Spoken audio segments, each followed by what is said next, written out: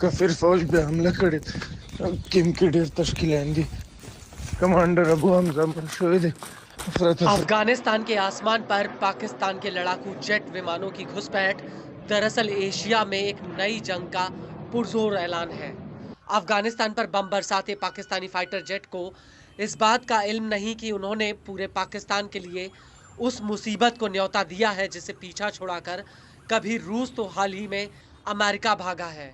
वो नाम है तालिबान का। तालिबान भयंकर गुस्से में है क्योंकि तालिबान की आवाम पर पाकिस्तान ने बम गिराए हैं। अब तालिबान ने पाकिस्तान को लेकर वो कसम खाई है जो पाकिस्तान के किसी हुक्मरान ने कभी भारत के खिलाफ भी नहीं खाई होगी। आसान शब्दों में समझें तो पाकिस्तान के बुरे दिन शुरू हो गए हैं क्योंकि तालिबान के हजारों लड़ाके सिर पे कफन बांधकर पाकिस्तान की तरफ कूच कर गए हैं। दरअसल तालिबान ने अपने 15,000 से ज्यादा लड़ाकों को पाकिस्तान के बॉर्डर पर रवाना कर दिया है, जिसे देखकर ऐसा लगता है कि बॉर्डर पर पहुंचते ही ये लड़ाके एक इशारा मिलने पर पाकिस्तान पर हमला कर देंगे। इसकी सबसे बड़ी वजह ये है कि पाकिस्तानी एयरफोर्स ने 24 दिसंबर 2024 को अफगान के पूर्वी इलाके के पख्तवा में एक हवाई हमला किया था जिसमें 46 लोगों की मौत हो गई और इस हमले के बाद तालिबान ने पाकिस्तान को इसका मुंहतोड़ जवाब देने का ऐलान कर दिया।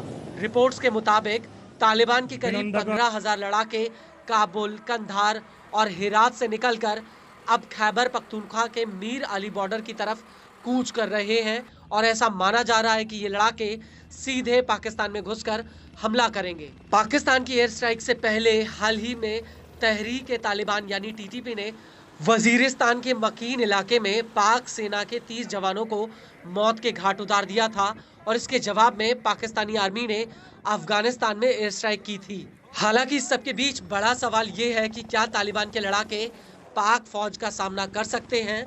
तो आपको बता दें कि अफगान तालिबान के पास बड़ी संख्या में हथियार और दुर्गम इलाकों में छिपने की ताकत है। उनके पास AK-47, मोर्टार, रॉकेट लॉन्चर जैसे मॉडर्न हथियारों के बड़े भंडार हैं। इसके अलावा तालिबान के लड़ाके उन पहाड़ों और गुफाओं से हमला करते हैं जिनके बारे में पाकिस्तानी सेना को पता तक नहीं है।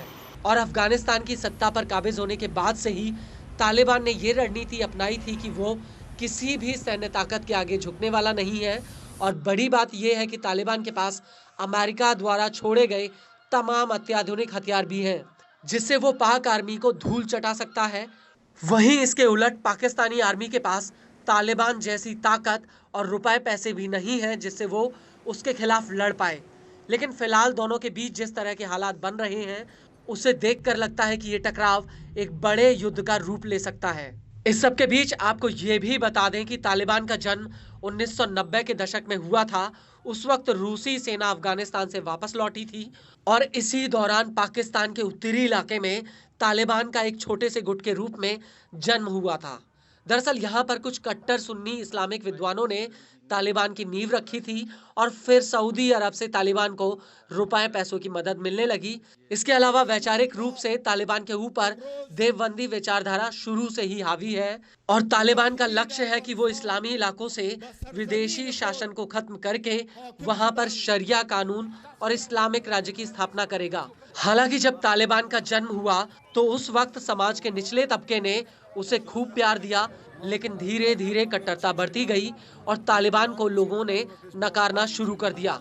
लेकिन जब तक बहुत देर हो चुकी थी क्योंकि तब तक तालिबान काफी ताकतवर हो चुका था।